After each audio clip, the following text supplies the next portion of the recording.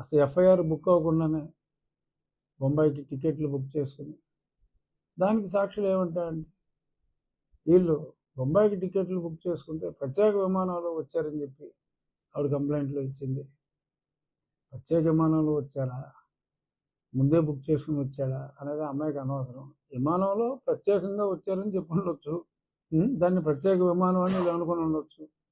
ఏదేమైనా point, FIR అవ్వకముందే ఈ పనికిమాలిన వాళ్ళు టికెట్లు ఎలా బుక్ చేసుకున్నారు. నా కేసులో కూడా సేమ్ టు సేమ్.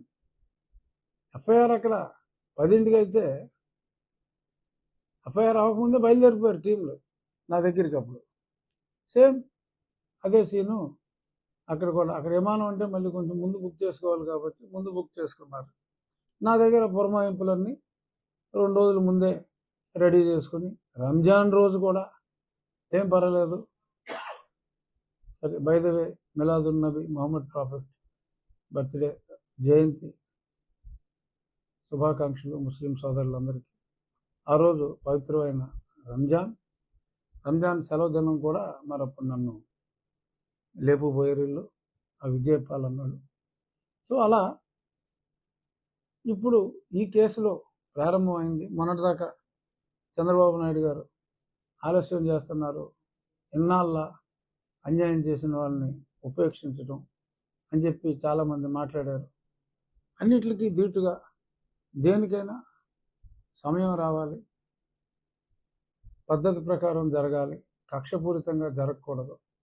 సో స్పష్టంగా ఒకసారి వచ్చిన తర్వాత అప్పటికే విజయవాడ కమిషనర్ డీటెయిల్డ్గా ఇన్వెస్టిగేషన్ చేసి అవన్నీ ఫ్రాడ్ అని తేలిన తర్వాత కుక్కల విద్యాసాగర్ మరి ఇచ్చిన కంప్లైంట్ అంతా ఫేక్, అది ఇల్లే లేని 2020లో కొన్న ఇల్లు, 2000 అప్పటికే కన్స్ట్రక్షనే మొదలు కాని ఇల్లు 2018లోనే ఆ ఇంటి అడ్రస్తో ఒక ఫోర్జరీ డాక్యుమెంట్ని తయారు చేయడం. ఏ ఇద్దరికైతే మరి అమ్మ చూపిందో ఆ ఇద్దరు అసలు నాకు ఈ సంగతే తెలియదు, ఆ అమ్మాయి ఎవరో తెలియదు, మాకు అసలు సంబంధం లేదని చెప్పడం.